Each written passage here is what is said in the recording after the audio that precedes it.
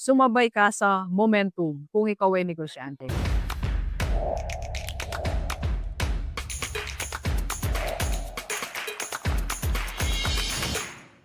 Unang tip ni Doc ay sumabay ka sa momentum kung ikaw ay negosyante. In two ways. First, pwede kasi tayo makipag-alliance or makipagkaibigan sa mga negosyanteng or negosyong nasa momentum. Kasi pag yung kasama mo, kausap mo, everyday, kakwentuhan mo, nasa momentum, malamang mahahatak din tayo. Masiset mo din yung momentum sa sarili mong negosyo. Kasi yung energy nila, yung inspiration nila, ang galaw nila, ang kilos nila, nagkagaya na rin natin. So, isang araw, ikaw din at ang negosyo mo, nasa momentum na rin. Pangalawa, paano nga ba tayo sumabay sa momentum is yung mga produktong nasa momentum or nasa uso. Pwede tayong magdagdag, pwede tayong maglagay yan sa ating negosyo. Kasi pag nasa momentum ang isang produkto na yan, makaka-attract tayo ng leads, makaka-attract tayo ng clients. Eventually, madadala na din yung iba natin mga produkto. Kasi meron tayong tinatawag na high frequency product. So, pag-usapan natin yan sa mga susunod. Okay, so thank you po again. Let's go, let's go. Kape po tayo. Kape po.